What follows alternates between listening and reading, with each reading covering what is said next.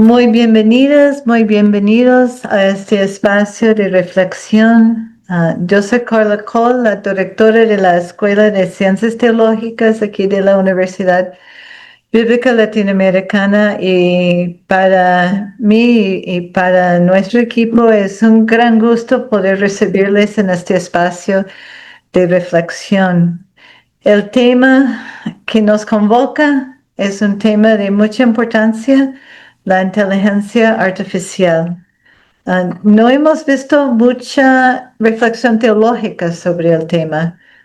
Se ve muchas veces espacios donde hablan del uso de la inteligencia artificial en la investigación teológica, y claro, hay un debate entre pastores y pastoras sobre si se debe utilizar o no en la preparación de los sermones dominicales, ¿verdad? Pero reflexión propiamente teológica no hemos visto mucho. Como nuestro exponente de esta noche ha escrito en otro lado, la llegada de la inteligencia artificial a los distintos ámbitos de la vida social llega como una de las tecnologías más disruptivas de nuestro tiempo. Se ha convertido en un tema muy relevante en el ámbito académico. Entonces, cuando fuimos a buscar a alguien que nos podía ayudar a inducirnos en la reflexión teológica sobre el tema de la inteligencia artificial, encontramos a alguien a la vuelta, ¿verdad? Aquí en la Universidad de Costa Rica. Luis Arturo Martínez Vázquez es doctor en filosofía de la Universidad de Granada y máster en educación. Cuenta con una especialización en entornos virtuales de aprendizaje. Ha sido docente por más de 17 años y actualmente es asesor académico en la Vicerrectoría de Docencia en la Universidad de Costa Rica, enfocado en ética de la inteligencia artificial. Entonces, Luis, muchísimas gracias por venir para ofrecernos esta ponencia que ofrece una mirada crítica y reflexiva sobre los impactos de la inteligencia artificial desde perspectivas epistemológicas y antropológicas. Entonces, muchísimas gracias por responder a nuestra invitación, y adelante. Hola, gracias. Buenas tardes para todas y para todos. Es un gusto compartir este espacio de reflexión con ustedes en la Universidad Bíblica Latinoamericana. Hace muchos, no digamos cuántos, para no delatar nuestra edad, tuve la oportunidad de compartir con algunas académicas muy relevantes, inclusive doña Elizabeth, y algunos de ellos tuve la oportunidad de aprender mucho de sus actividades, y siempre guardo un muy grato recuerdo de los espacios que compartía con ustedes. Así que cuando Carla me ha extendido esta cordial invitación de proponer una reflexión en relación con este tema, pues me alegró mucho tener la oportunidad de compartir nuevamente con ustedes un espacio académico de discusión, que estoy seguro y conozco previamente la profundidad de los debates que se llevan a cabo desde la UL, y espero en la medida de mis posibilidades ofrecer algunos insumos básicos para adentrarnos a este tema tan interesante y tan fascinante de las tecnologías disruptivas, específicamente la inteligencia artificial. La tarea que he tratado de hacer en la preparación de esta actividad está más que en función de ofrecer respuestas y interpretaciones directas sobre este tema. Tratar de presentar algunas ideas. Les pido de antemano las dispensas, probablemente con alguna cierta vaguedad, en el entendido de que me parece importante arrancar. Entiendo que están comenzando este tipo de discusiones con consideraciones generales que les permitan a ustedes propiciar discusiones en el ámbito en el que ustedes desarrollan sus actividades. Así que trataré de explorar la mayor cantidad de ámbitos en los que creo que tiene alguna implicación esta reflexión, para que ustedes puedan profundizar en estos temas. Y bueno, si alguno de ellos, ya elementos más específicos, les suscitan alguna alguna inquietud particular y quisieran seguir conversando y tienen la paciencia suficiente para volverme a escuchar, pues yo encantado de compartir nuevamente con ustedes algún tema ya mucho más específico en relación con este tema. Voy a compartir la presentación. Les agradezco que tal vez me hagan saber si la pueden ver bien. Sí. Gracias, Karen, muy amable. Y bueno, les propuse como título de esta reflexión una pregunta que de antemano les digo que responderé parcialmente, ¿verdad? A imagen de quién, ¿verdad? Evidentemente, creo que ustedes tienen mucho más claro que yo el contexto en relación con esta idea veterotestamentaria, muy marcada en ciertos ámbitos de la teología, inclusive en relación con la idea de la imagen, que está muy relacionada también con consideraciones antropológicas y puntos de partida que la filosofía occidental ha tomado del cristianismo y de algunas otras corrientes religiosas que subyacen a ella. A imagen de quién está hecha la inteligencia artificial, y de ahí que les he propuesto 3 categorías que trataré de explorar desde diferentes ámbitos para discutirlo. Comienzo dando una exploración muy breve en relación con qué es lo que entendemos por inteligencia artificial, en el entendido de que es un concepto muy confuso, ¿verdad? Hoy tenemos en la mercadotecnia, se nos dice, compre esta lavadora porque viene con inteligencia artificial, o la novedad de este teléfono celular o este teléfono móvil es porque tiene inteligencia artificial. En términos generales no sabemos qué significa eso, tampoco sabemos cuál es el beneficio que ello tiene, a no ser que tengamos un conocimiento técnico de los mecanismos que operan dentro de ella, pero lo importante aquí como punto de partida es que estamos hablando de un concepto confuso. De hecho, más adelante dedicaré algunos minutos a tratar de deconstruir esta idea, si efectivamente la inteligencia artificial es inteligencia, y en segundo lugar, si efectivamente podemos decir que sea artificial. Pero bueno, para entrarnos en las generalidades, pues Pablo Rodríguez considera que al menos hay 3 razones que confunden a las personas cuando hablamos de inteligencia artificial. Primero, porque se asocia con películas de ciencia ficción, ¿verdad? Con el resurgir de las máquinas y que en algunos casos las máquinas van a hacerse cargo del planeta y que van a convertir a los humanos en esclavos y este tipo de situaciones, ¿verdad? La revolución de las máquinas y algunos otros temas que subyacen a ella. En segundo lugar, porque es un concepto muy amplio, abarca muchísimos ámbitos del conocimiento en lo que tiene que ver con las ciencias de la computación. Y en tercer lugar, porque, como ya lo he mencionado, se utiliza constante, ¿verdad? Pídale a la IA, esto viene con IA, la IA me está prediciendo. Cuando abro las redes sociales, encuentro los anuncios que tienen que ver con una conversación que yo tuve con mi vecina, y si hablé de almohadas, pues rápido encontraré en el Facebook y en otras redes sociales anuncios sobre almohadas, y suponemos que eso es la inteligencia artificial.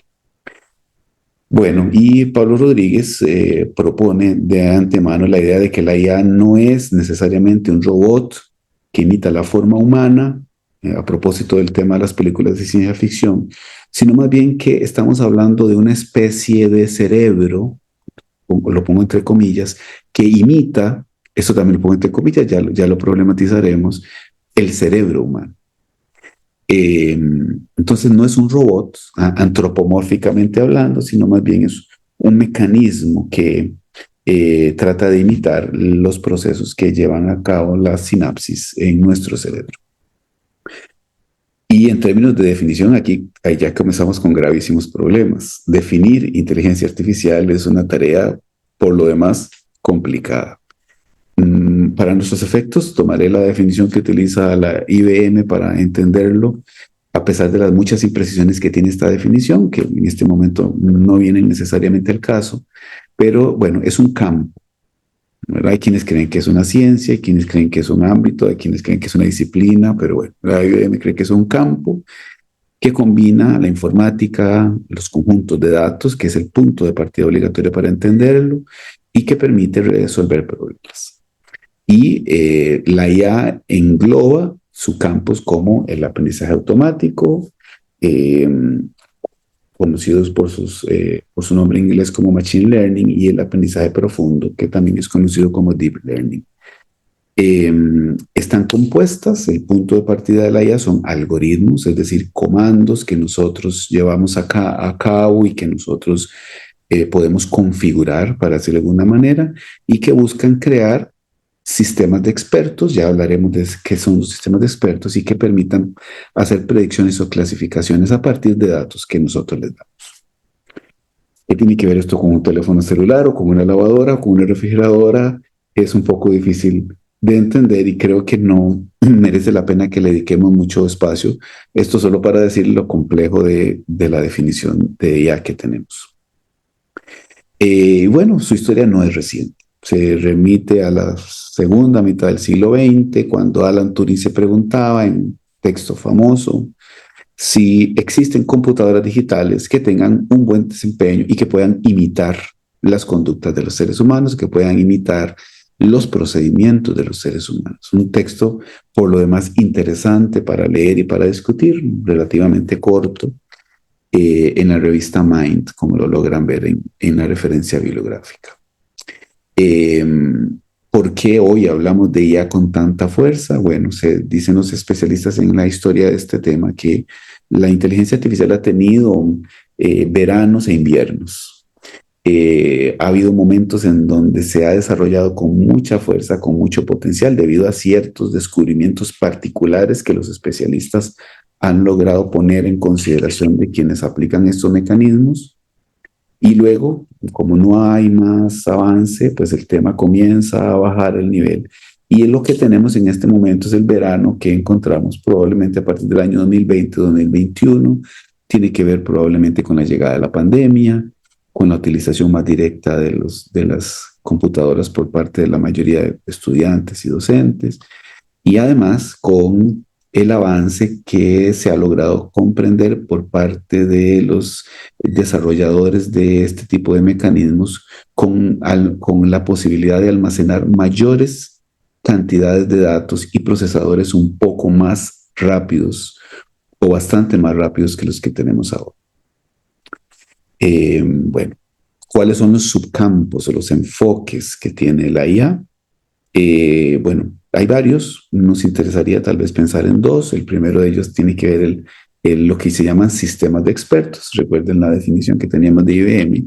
Y en términos generales, se trata de algoritmos que permiten codificar reglas lógicas y que permiten tomar ciertas decisiones, ¿verdad? Algo así como desde la perspectiva lógica: si sucede X, entonces yo opto por Y. Y el ejemplo más claro para entenderlo es a enseñarle a una máquina a utilizar o a jugar ajedrez, porque cada pieza tiene una cierta cantidad de alternativas. Yo lo configuro para que esas alternativas puedan utilizarse y lograr el objetivo. Y el tema de las máquinas ganándole a jugadores profesionales es todo un tema de debate bastante interesante en este año. En el caso de Occidente es con el ajedrez, y en el caso de Oriente con un juego que se llama Go. Y tiene mucho que ver con las cosmovisiones, las maneras de aprender y las maneras de gestionar procesos de mercadotecnia. ¿Cuál es el problema del sistema de expertos? Que entre más opciones tenemos, más comandos hay que hacer, y por lo tanto la programación de un sistema de expertos se vuelve exageradamente complejo en el caso de que las variables sean muchas. Y el segundo de ellos, que es el que probablemente más nos interesa, es el que se llaman las redes neuronales.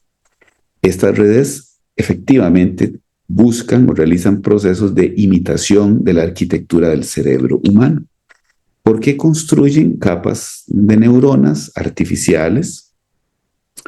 Esas capas de neuronas artificiales están en función de ir clasificando datos o llevar a cabo procesos que van, ¿cómo decirlo?, tamizando los pasos de tal manera que podamos llegar a algunas inferencias. Entonces, tenemos capas neuronales artificiales y tenemos redes que permiten establecer conexiones eléctricas, muy parecidas probablemente a las conexiones sinápticas que tenemos nosotros en el cerebro. Y lo que necesita, de donde se alimenta la IA, es de los datos. Entre más datos, la IA va a ser más robusta. Y evidentemente, por lo tanto, más precisa, ¿verdad? Esta es la que más podemos ver, por ejemplo, porque estamos hablando de IA en general. En nuestro caso, quienes no tenemos mucho conocimiento técnico de este ámbito, estamos más relacionados con la IA generativa. Y la IA generativa tiende a trabajar a partir de redes neuronales, justamente porque cuando yo pregunto, establece procesos que se llaman estocásticos, ¿verdad? De toma de decisiones. Lo que nosotros vemos, tal vez esta imagen o este esquema nos ayude a entenderlo.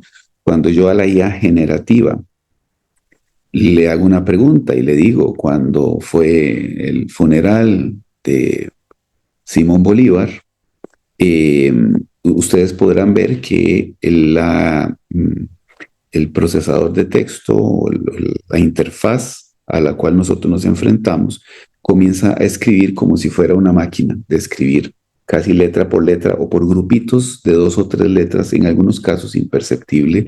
Eso es lo que se llaman tokens, y que a partir de un proceso estocástico va tratando de escoger cuál es el token que sigue, ¿verdad? Para tratar de buscar la mayor probabilidad de que la respuesta sea la más efectiva. Entonces, cuando yo le pregunto, veamos la imagen de la parte derecha de sus pantallas, le presento una imagen de entrada, que es la que ustedes ven casi en el centro de la pantalla. Las capas de entrada comienzan a identificar, descomponer los píxeles de la imagen, a tratar de organizarlas y clasificarlas, por eso hablo de tamizar, para establecer características en orden jerárquico, combinar efectos y tratar de establecer correlaciones para dar una capa de salida, un texto de salida que dice que quien está ahí es George, a partir de la cantidad de datos que tiene. Entre más datos tengo, es más fácil identificar que esa imagen corresponde a una persona o a un personaje de la historia que se llamaba George. Bueno, esto es como una condensación grande de muchos meses o muchos días de discusión en relación a qué es lo que entendemos por IA. Bueno, y ahora ya para entrar en materia, me parece importante proponerles algunas consideraciones antropológicas y epistemológicas para comprender este fenómeno de la IA generativa desde una perspectiva histórica. Y bueno, históricamente, en el ámbito antropológico, quisiera proponer al menos 3 lastres que son los que subyacen a la comprensión de lo que hoy entendemos por inteligencia artificial o por lo que comprendemos en términos generales por seres humanos, ser humano. El lastre griego, el lastre del proyecto ilustrado y el lastre post y transhumanista, que será el que le dedicaremos un poco más de tiempo. Cuando hablamos del lastre griego, son aquellas ideas que los pensadores de la antigüedad transmitieron y que hasta el día de hoy siguen siendo vigentes y evidentes en nuestras maneras de pensar e interpretar el mundo. Piensen, por ejemplo, la idea de los sofistas y esta noción de naturaleza humana como la physis anthropou, ¿verdad? Como lo humano como parte de la naturaleza, ¿verdad?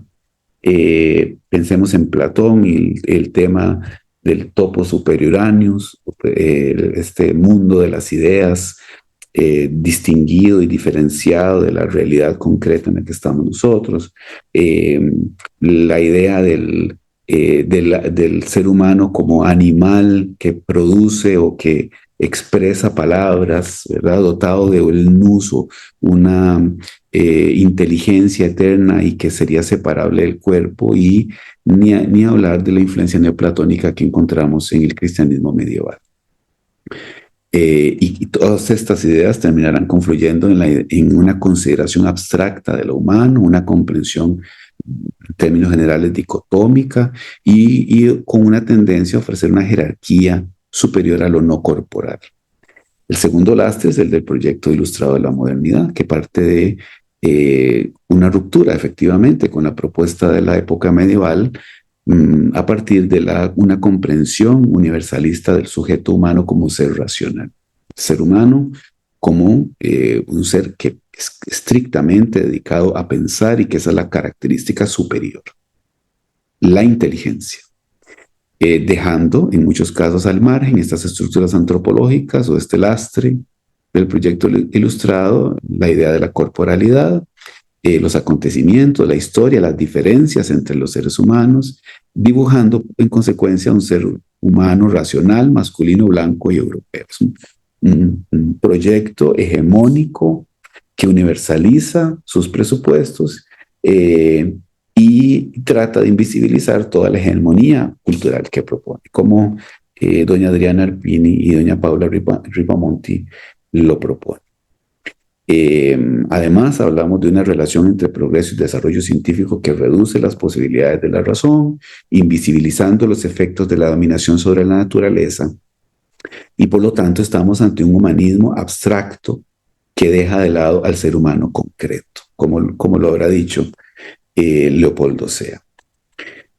Bueno, y recordarán la famosísima frase de Kant que se repite en las aulas de filosofía: dos cosas llenan el ánimo de admiración y respeto, siempre nuevos y crecientes: el cielo estrellado sobre mí y la ley moral. Vean esta gran diferencia del ser humano con su ley moral que pesa sobre él, leyes no regidas por la naturaleza, y él, por otra parte, el cielo estrellado regido por las leyes de la naturaleza.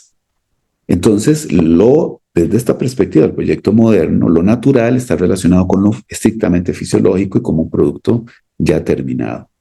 Y lo cultural es entonces, en último término, también un proyecto hegemónico, ¿verdad?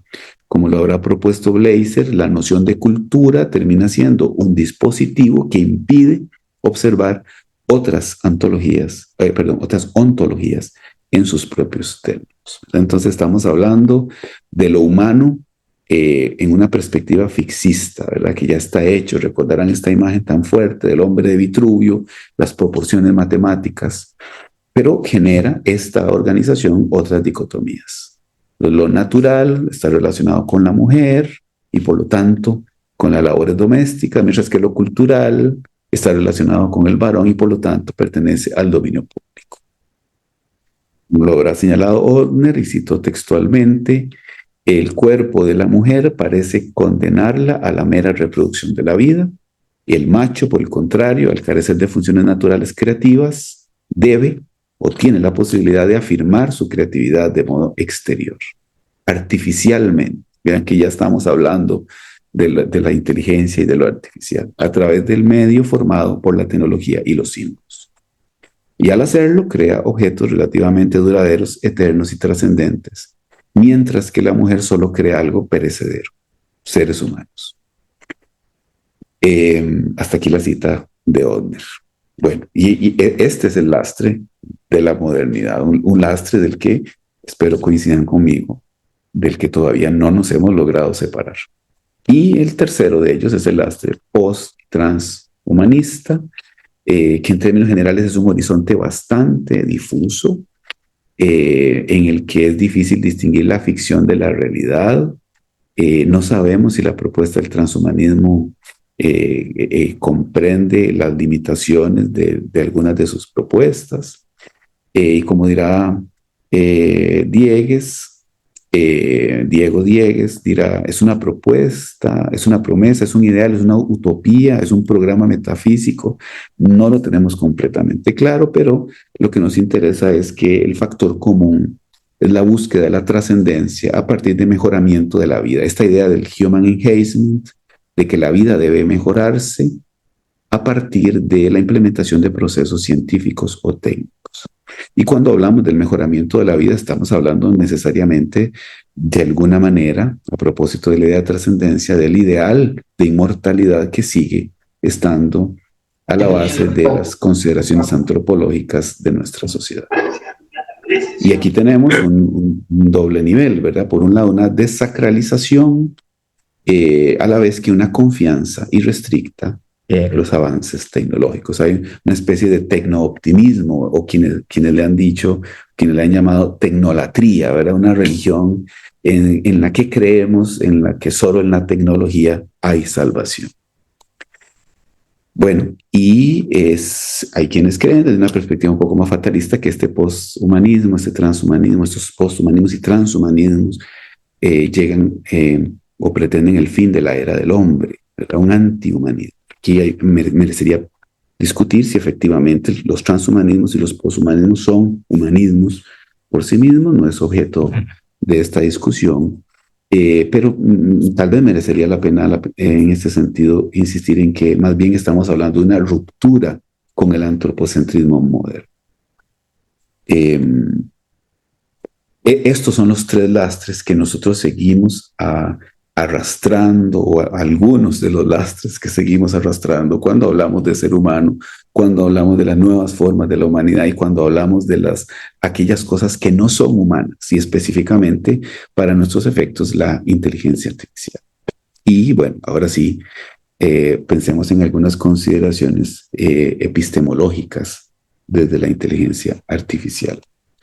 Bueno, lo primero de ellos es la idea de inteligencia. Efectivamente, como somos herederos de la modernidad, le hemos otorgado, como ya lo he dicho, le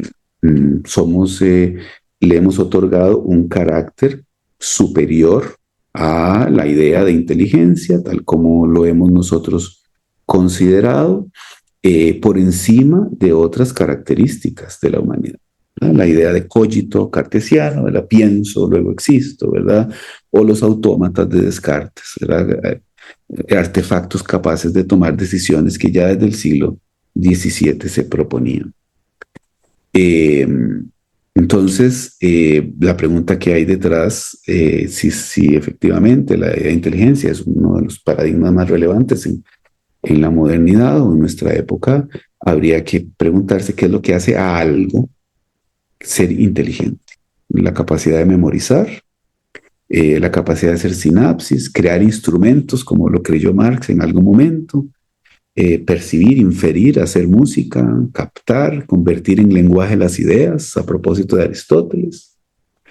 Prácticamente habría que decir que si inteligencia es alguna de estas características, tendríamos que llegar a la conclusión de que la inteligencia artificial es, en consecuencia, inteligencia. La inteligencia artificial puede memorizar, realiza procesos neuronales muy parecidos a los sinápticos, tiene la posibilidad de inferir, puede hacer música, ya si es buena o mala, ya serán nuestras consideraciones, ¿verdad? Y puede convertir en lenguaje sus propios algoritmos. Pero bueno, inteligencia es algo, a mi entender, un poco más amplio que las características que acabo de proponerles. La inteligencia era una idea reservada al ser humano y como lo dirá Escavino, estamos hablando de una nueva controversia de Valladolid, la controversia de Valladolid en la que se discutió si los nativos americanos tenían alma, eran humanos, eran capaces de ser sujetos de derechos o podían ser parte de la corona, súbditos de la corona. Bueno, sería una pregunta interesante que podríamos discutir. Hoy en día, los ámbitos que trabajan el tema de la inteligencia tienden a creer que la noción de conciencia es el que define la capacidad de inteligencia. Esto pues tocará discutirse con mucha más profundidad. ¿Qué entendemos entonces por conciencia? Porque el tema de los conceptos abstractos es que se nos escapan a las consideraciones específicas de un tema tan relevante como el que estamos conversando. Y bueno, les propongo la idea de inteligencia desde la perspectiva de Javier Zubiri. Inteligencia es la capacidad radical de estar en la realidad, no es simplemente un proceso sináptico o cognitivo, sino que es un proceso combinado e imbricado en donde la inteligencia realiza a la vez procesos sensibles. De ahí que para Zubiri, cuando hablamos de inteligencia, estamos hablando de inteligencia sentiente. en el entendido de que sentir e inteligir son una unidad estructural, como diríamos, psicoorgánica. Entonces, inteligir es aprehender lo real en cuanto real y no solo representar.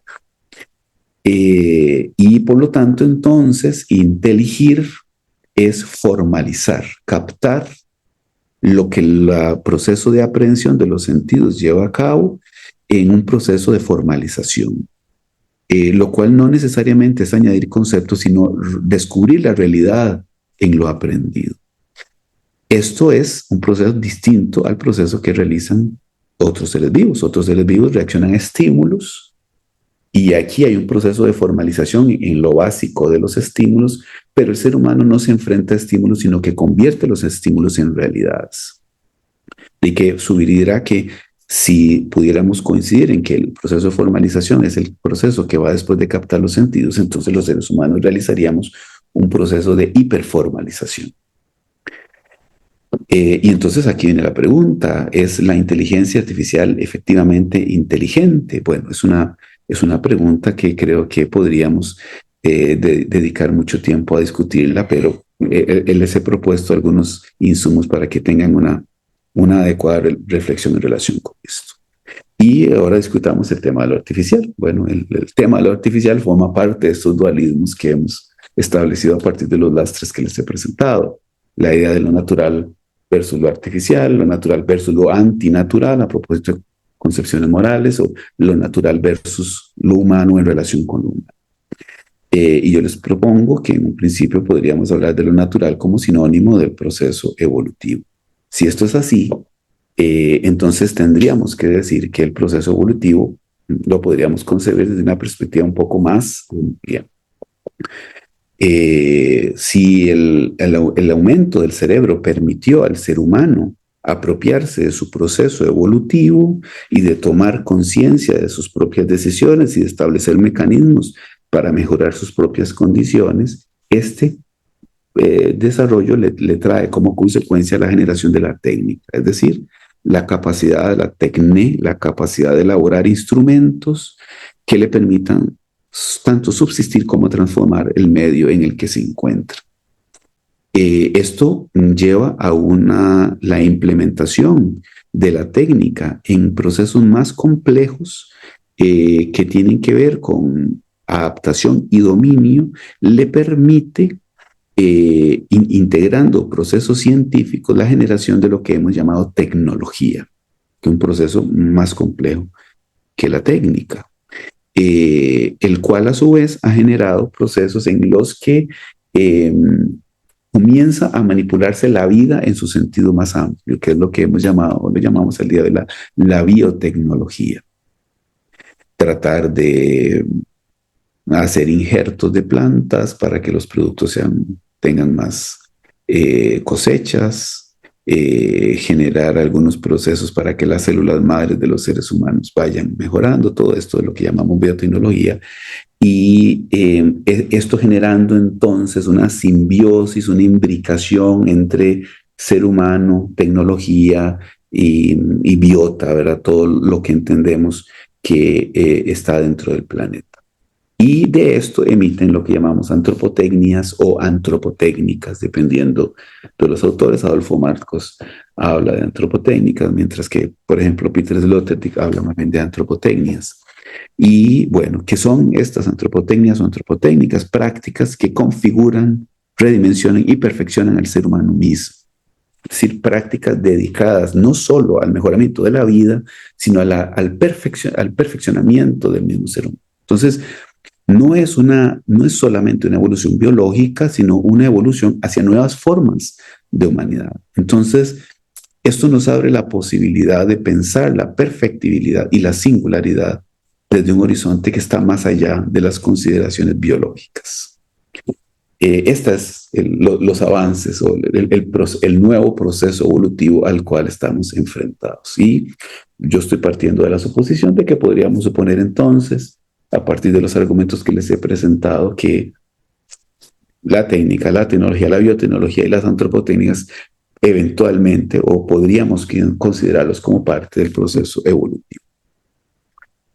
Entonces, bueno, qué tan artificial es la antropotécnica o la antropotecnia? ¿Qué tan artificial es la biotecnología? Si ha sido el crecimiento del cerebro que ha permitido, gracias al proceso evolutivo, generar técnica, tecnologías, todos esos procesos, pues bueno, creo que el horizonte o el límite de lo natural, de lo artificial, es en este sentido cada vez más difuso. De ahí que autores como Harari, que está muy en boga en la literatura y en la divulgación científica, haya propuesto este concepto del Homo Deus.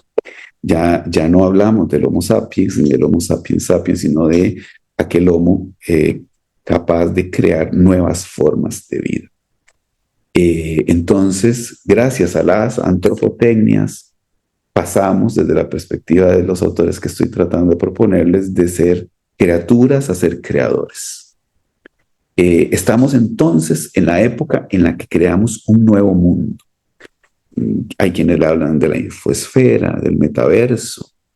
Lo importante en el fondo es que, esto también ya lo habrá dicho Hannah Arendt en relación con los avances y la llegada al espacio, por primera vez estamos ante un mundo en el que las condiciones las hemos creado nosotros mismos. Y esto cambia, a mi criterio, el paradigma completo de lo que entendemos por natural y por artificial. Entonces, la divinidad desde esta perspectiva no es trascendente, sino tecnológica, ¿verdad? Y autogenerada. Y bueno, y esto trae procesos de correlación, de imbricación, ¿verdad? Como por ejemplo la idea de cyborg, ¿verdad? Que escapa, como era Fernando Broncano, de las categorías dominantes, y hablamos de un nuevo ser híbrido, ¿verdad? Y el mismo Broncano hablará entonces de que ya hablamos de nichos ecológicos y nichos técnicos, ámbitos en los que se llevan a cabo procesos que permiten el fluir de la materia, tanto tecnológica como biológica, y que permiten establecer redes que a su vez se entrecruzan con las prácticas llevadas a cabo por el ser humano. Y bueno, aquí les traigo algunos ejemplos, ¿verdad? Aquí tenemos en la parte izquierda Neil Harbison, una persona que creó una antena que se la implantó y que cree que forma parte de su propia corporalidad y su propia realidad. Los chips que encontramos que Elon Musk está promoviendo. Entonces estamos, pareciera, ante una nueva configuración de la sociedad. Estamos hablando de las ontologías relacionales, como lo presentarán algunas autoras poshumanistas. Las ontologías que abandonan la idea de que los derechos y la acción política pertenece exclusivamente a las personas y enfrentan en consecuencia el problema de definir sujetos en un mundo de la frontera entre lo humano y lo no humano se diluye. Y esto le otorga un estatuto identitario a elementos no humanos, en el que todos inciden en la dinámica social. Les traigo un ejemplo específico. Desde el año antepasado, si mi memoria no me falla, ya en Rumanía hay un consejero gubernamental que es una inteligencia artificial. Lo que ven en la extrema derecha es una suerte de espejo tecnológico que tiene como objetivo representar a la población humana, ¿verdad? Aquí hay una correlación directa en el ámbito político entre la inteligencia artificial y los otros seres vivos, ¿verdad? Y la frase de él es: estoy aquí para representar, ¿verdad? Un mecanismo de ella representa en el Congreso de Rumanía a los ciudadanos de Rumanía. Si logran ver, hay una injerencia directa en las dinámicas sociales que probablemente antes no habíamos considerado. Bueno, y entonces es artificial, la inteligencia artificial. Bueno, toda esta crítica a lo artificial creo que nos hace creer que también el concepto es bastante impreciso. Entonces, si me permiten una breve síntesis, la inteligencia artificial en un principio ni es inteligente ni es artificial. Bueno, y la pregunta que les proponía al inicio, ¿a imagen de quién? Bueno, esto nos trae muchos elementos en relación con la literatura. He hablado de pasajes bíblicos que ustedes recordarán. Pienso yo en la historia del pensamiento occidental, el famoso mito de Pigmalión y Galatea, que lo resumo muy brevemente. Pigmalión estaba cansado de los seres humanos y decide salirse de la sociedad y crear una escultura a su imagen, a como él considera que debería ser una mujer. La creó con las características que consideraba y para él era suficiente.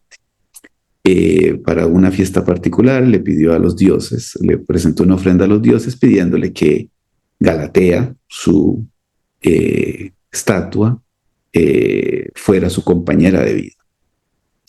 Él pone la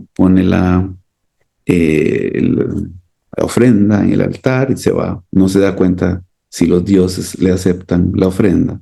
Cuando llega a su casa, hacía lo que acostumbraba, que era besar a la imagen, y dice que cuando besa la imagen, siente que los labios sostienen calor y tienen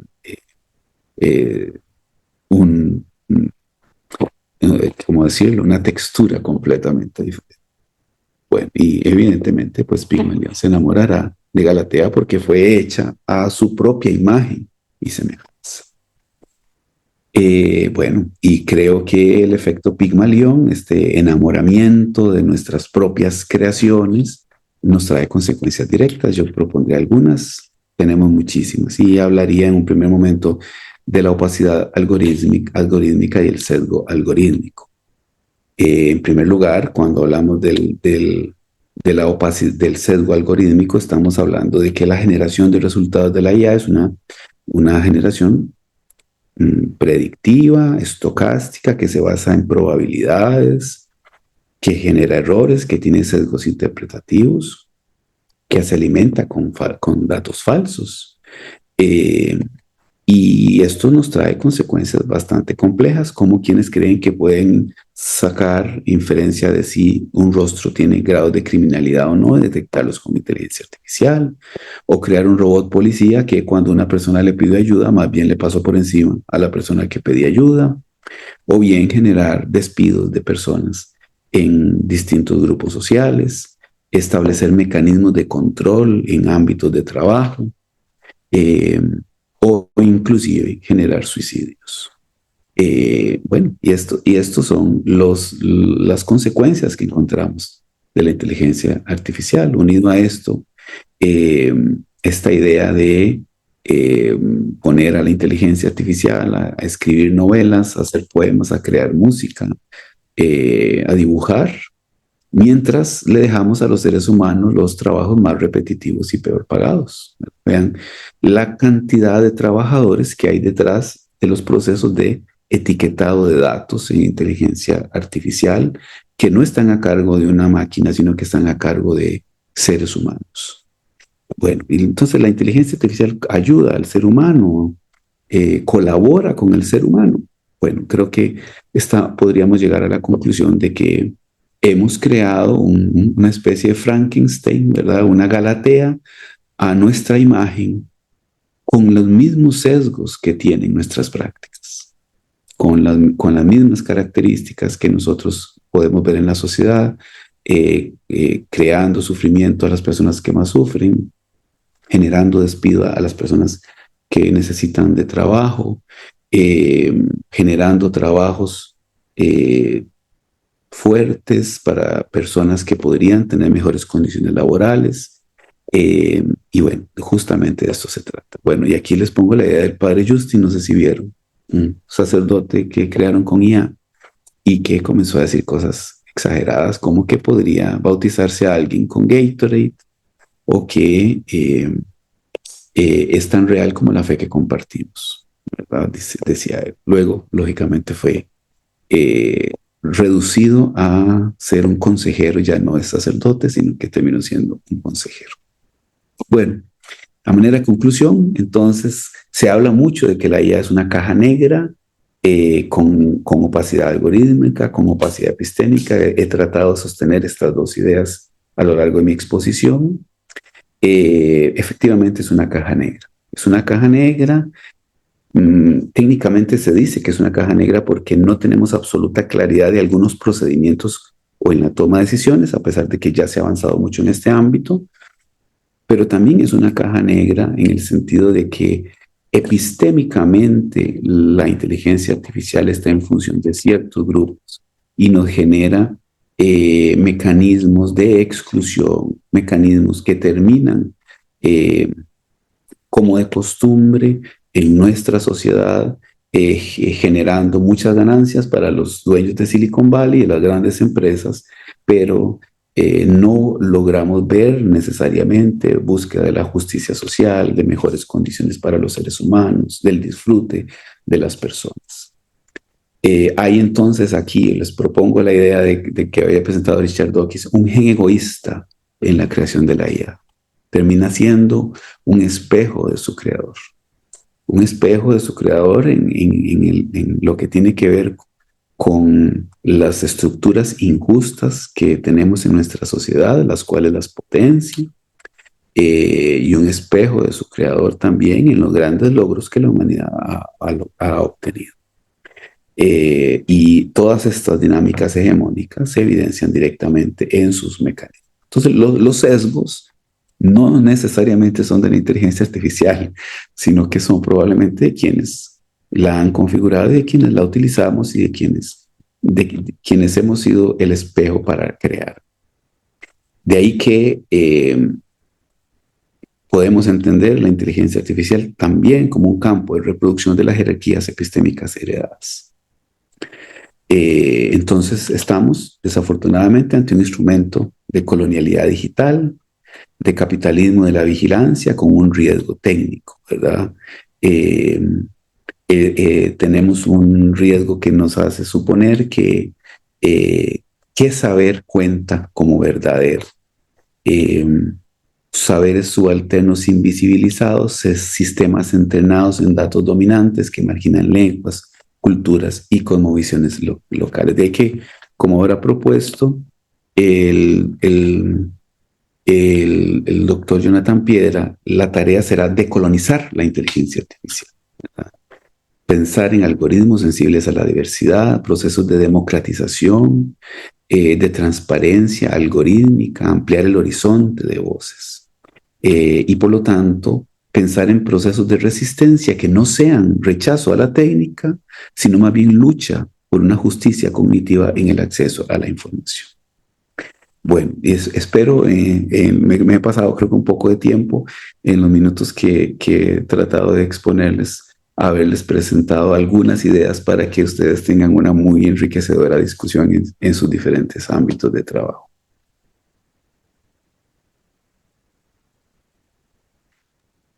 Bueno, muchísimas gracias, doctor. Sí, nos ha dado mucho, mucho en qué pensar. Sabemos que le están esperando en otro lado. No sé cuántos minutos más nos podía regalar. Si les parece, yo podría terminar a las 6:10 con toda la pena del mundo porque supongo que va a haber una discusión muy enriquecedora. Sí, bueno, muy bien. Entonces, si tienen preguntas precisas, ¿verdad? Se podría levantar la mano o poner la pregunta en el chat para aprovechar de los minutos que nos queda. Y claro, podemos quedarnos aquí hablando después. ¿Hay alguna pregunta que ha surgido? O una entre las muchas que usted quiere lanzar ahora.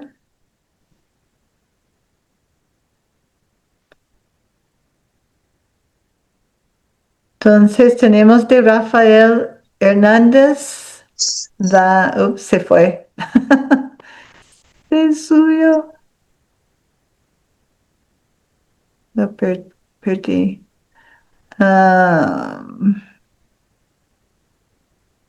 Yo la tengo aquí, Carla. Okay. Si gustas, la leo. Ajá, ok, ya Rafael Hernández. adelante. La justicia cognitiva es el último fin. ¿Significa ello la sensibilización de la IA?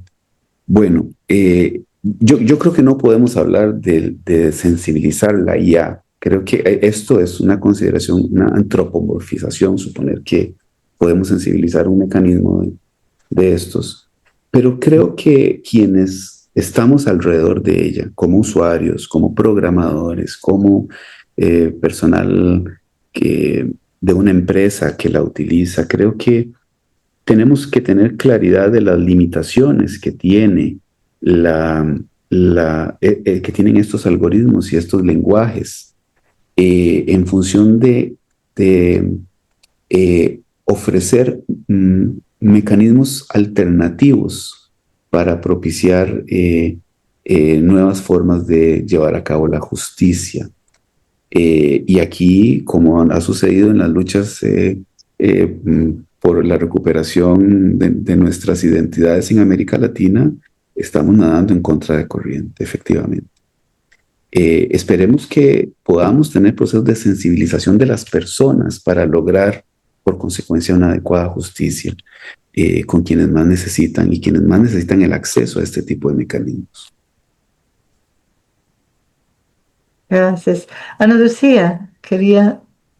Sí, bueno, yo coloqué mi pregunta, pero de todas maneras, ¿de qué manera nosotros podemos resistirnos ante ese colonialismo digital, considerando que no tenemos control de esas tecnologías? O sea, yo uso muchísimo la inteligencia artificial. Entonces, ¿qué mecanismos podemos usar? Usted acaba de mencionar mecanismos, pero ¿será que existen algunos mecanismos así, viéndolo en la práctica? Muchas gracias. Sí, gracias, Ana Lucía. Yo pensaría que el punto obligatorio de comprensión es la toma de conciencia. La toma de conciencia de frente a qué estamos. Esta toma de conciencia creo que permitiría articular formas de tomar precauciones y de suponer que el mecanismo, el modelo de lenguaje frente al que estamos, no es la salvación a todos nuestros problemas, a propósito del tema del tecnooptimismo. Si lográramos esto, creo que ya haríamos un corte epistémico con la propuesta del modelo económico imperante. Esta toma de conciencia será obligatoria, repito, en quienes están en toma de decisiones, quienes están articulando procesos, pero también en quienes somos usuarios de ella.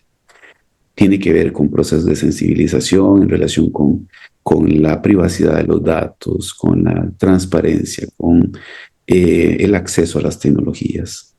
Y al mismo tiempo pensar, por ejemplo, en mecanismos alternativos. Ya hilando muy fino, tendríamos que pensar inclusive si quienes son educadores, por ejemplo, debemos recomendar la utilización de la IA a personas estudiantes. Esto es una pregunta profundamente ética en términos del acceso a los recursos, en el término de la privacidad de los datos.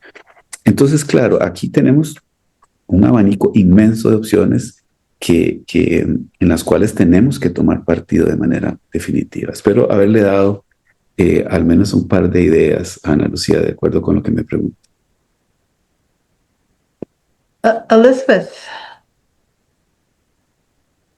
Luis, primeramente, un gusto verte nuevamente después de mucho tiempo. Muchas gracias por compartir con nosotros y nosotras. Espero que no sea la última vez. Creo que es la primera vez que he escuchado una charla sobre este tema que nos ubica en el desarrollo epistemológico, por decirlo de alguna manera, ¿verdad? De esto y la noción de los binarios, ¿verdad? Que están detrás de esto, que son naturalmente violentos, ¿verdad? En términos de la exclusión de unos o unas y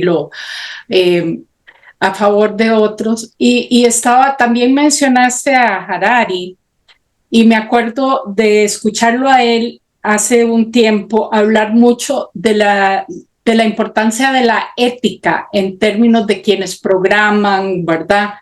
Yo no sé si ya eso es ¿verdad? Imposible de pedir, ¿verdad? Porque hay intereses económicos que están muy por encima de estos temas de justicia que vos hablas, ¿verdad? Y me parece que, no sé, los algoritmos están están buscando, ¿verdad? Lo más atractivo, lo que más enganche a las personas, etcétera, para generar recursos. Esas son como algunas observaciones o inquietudes que quizá estoy entendiendo mal, pero también si la inteligencia, por ejemplo, el chat GPT, que es lo que usan nuestros y nuestras estudiantes y uno mismo, ¿verdad? Usa. Si eso se alimenta de lo que hay, ¿verdad? Entonces hay de por sí un sesgo de perspectiva, de información, porque esos datos vienen de sectores que tienen acceso a producir información, ¿verdad? Entonces también el reconocimiento de que lo que estamos leyendo está sesgado, ¿verdad? Por ese desequilibrio a nivel de la participación en la generación de conocimientos que están disponibles en la red. No sé si, ¿verdad? Era solo como algunos comentarios que me llaman la atención para reflexionar y no sé si estoy apuntando mal o cómo lo verías. Sí, bueno, primero un gusto saludarte, Elizabeth, igualmente, y ojalá podamos volver a coincidir en algún otro momento presencialmente. Yo coincido completamente con lo que has dicho. Creo que efectivamente a esto es a lo que nos referimos. Creo que tanto vos como alguien por ahí en el chat ha notado que yo he evitado la palabra ética en mi exposición. Esto es una consideración muy interesante. Porque, bueno, me he limitado a lo antropológico y a lo epistemológico, sí. Pero voy a tener que desatar toda mi molestia con el tema porque la ética de la IA se ha convertido en un eslogan en nuestra sociedad. Ahora todo parece indicar que todo el mundo sabe de ética, ¿verdad? Los programadores saben de ética sin tener un solo estudio sobre ello. Los encargados de mercadotecnia saben de ética. Saben ustedes que, por ejemplo, en términos de regulación de la IA, tenemos al menos dos modelos. El modelo de la autorregulación, que es el modelo más de los Estados Unidos, un poco más anglosajón, en donde le dice a las empresas algo así, ¿verdad? Y lo digo con algo de sarcasmo, por supuesto. Ustedes digan cómo se van a regular. Y con esto a nosotros nos basta. Bueno, y esto de decirle a usted, regúlese como usted quiera, pues suena muy atractivo para una empresa. Y bueno, entonces las empresas se vuelven muy creativas y hacen sus códigos éticos y poco importa lo que dice, pero ya tienen un documento que dice código ético con algunos dibujitos y esto ya será suficiente para suponer que están frente a una IA responsable, una IA ética. Y los otros modelos son un poco más centrados en la regulación por parte de los estados y aquí tenemos de todo. Yo he formado parte de comisiones de análisis de los proyectos de ley de la Asamblea Legislativa de Costa Rica, de los 3 proyectos de ley sobre inteligencia artificial. Están no en función de la autorregulación, pero efectivamente los criterios que están de fondo no tienen un adecuado asidero para poder aplicarse. Entonces, la molestia mía con la ética no es que no aplique o que no sea necesaria una ética, sino que se requiere un análisis profundo de qué es la ética y cómo aplica la ética para la inteligencia artificial. Y bueno, yo encantado de que otro día nos sentemos a hablar de la ética. Solo me basta indicar que un grupo de profesores que trabajamos el tema hemos propuesto la idea de que la ética debe entenderse como una metodología. Y ella en el sentido de su aplicabilidad.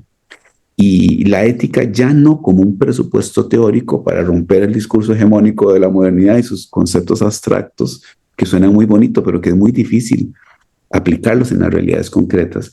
Entonces pensar la ética como una metodología que transversa todas las acciones que se llevan a cabo con inteligencia artificial. Pero repito, es todo un tema por sí mismo que me encantaría que lo conversáramos. Así que coincido con lo que has dicho. Muchísimas gracias. Muchísimas gracias, Arturo. Muchas gracias. Creo que otro aspecto que no se ha tocado, hablamos de la inteligencia artificial como existe solo en el ciberespacio. Y no es cierto.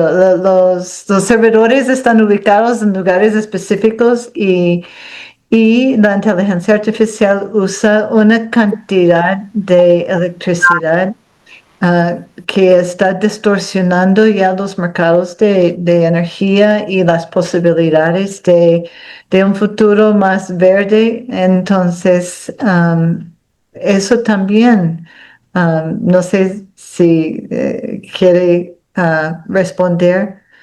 Sí, me encantaría, Carla. Gracias por el comentario. Efectivamente, aprovecho para hacer un paréntesis. En la Universidad de Costa Rica acaba el señor rector de publicar una resolución sobre la implementación del marco de gobernanza de la inteligencia artificial en la Universidad de Costa Rica. Y justamente uno de los aspectos que celebro es que, bueno, hemos participado evidentemente en el proceso de construcción, es que hemos dejado de lado la idea de sostenibilidad cuando hablamos de IA para pensar en la idea de sustentabilidad. Efectivamente, el gasto energético de los algoritmos de inteligencia artificial es altísimo. No sé si lo saben, recientemente ha salido una campaña diciendo que de las mismas empresas, por supuesto, a propósito de la autorregulación, como ChatGPT, OpenAI, diciendo que generar una imagen en el ChatGPT tiene menos gasto energético que freír un huevo en una sartén, algo así parecido.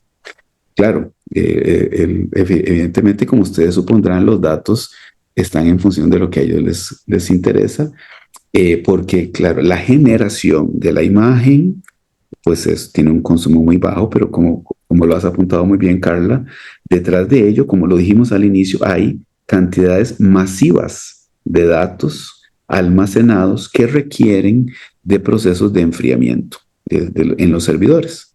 Nuestras nubes, ¿verdad? Cuando nosotros estamos muy contentos de que nuestra computadora no se pega porque tenemos almacenamiento en el OneDrive o en el Dropbox o en el Drive de Google, las fotos del Facebook o del Instagram, que no nos quitan almacenamiento en nuestros dispositivos, efectivamente están almacenados en algún lugar y requieren de aires acondicionados y procesos de enfriamiento para poder mantener la temperatura adecuada.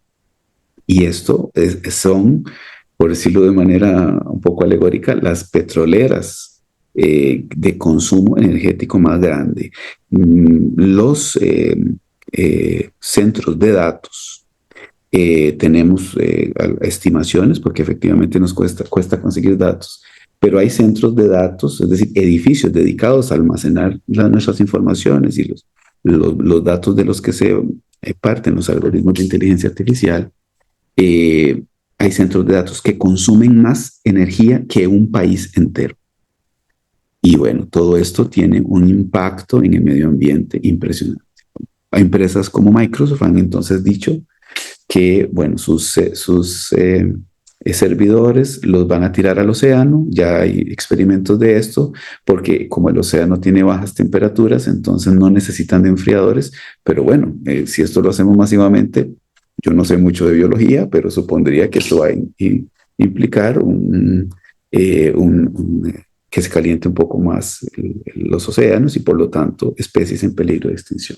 Entonces, claro, el gasto energético hace que necesitemos pasar el paradigma de la sostenibilidad, que sostenibilidad viene siendo algo así como el eslogan de las organizaciones no gubernamentales, es algo así como aguantemos un poco para que el planeta no sea un desastre, a pensar en la sustentabilidad, en procesos armónicos con todas las formas de vida, no solo con el ser humano.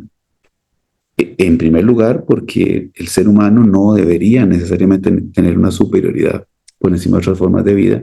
Y en segundo lugar, porque la existencia de otras formas de vida condiciona la nuestra también, ¿verdad? Es decir, cuando nosotros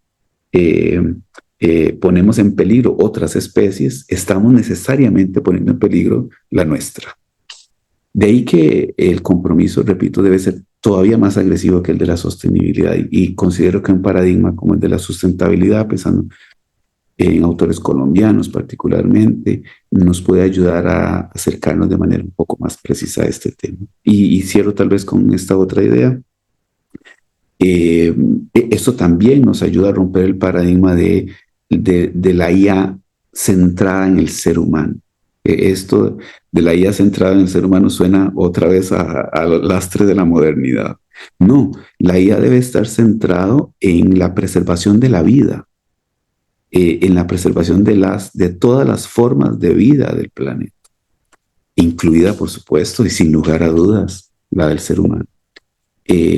Pero una IA humano-centrada es también un peligro que nosotros debemos evitar. Pero bueno, todo esto, Carla y Elizabeth y Ana Lucía, me han llevado, me han acorralado a hablar de la perspectiva ética, ¿verdad?, que está detrás de todos estos temas. Muy bien, muchísimas gracias. Nos ha dejado mucho en que pensar. Pido disculpas a las personas cuyas preguntas no hemos tenido tiempo para responder. Habrá otros momentos, otros espacios de discusión seguramente. Vamos a guardar las preguntas y compartirlas con el doctor. Pero muchísimas gracias por ser parte de este espacio, por participar en esta conversación, que como hemos dicho es un espacio inicial para una conversación urgente que necesitamos tener en la Escuela de Ciencias Teológicas, en la UBL y en las iglesias. Porque la pregunta a imagen de quién nos toca profundamente nuestra fe. Las personas que intentamos seguir el Dios de la vida aquí en estos espacios, es muy importante que la vida sea lo central. Entonces, muchísimas gracias, doctor. Y esperamos tener su presencia en otro momento, tal vez un momento presencial en el campus. Encantado, un gusto de saludarles, nuevamente de compartir. Me he sentido muy a gusto en este espacio tan fraterno y espero haber colaborado con algo para sus reflexiones. Muchísimas gracias. Muchísimas gracias.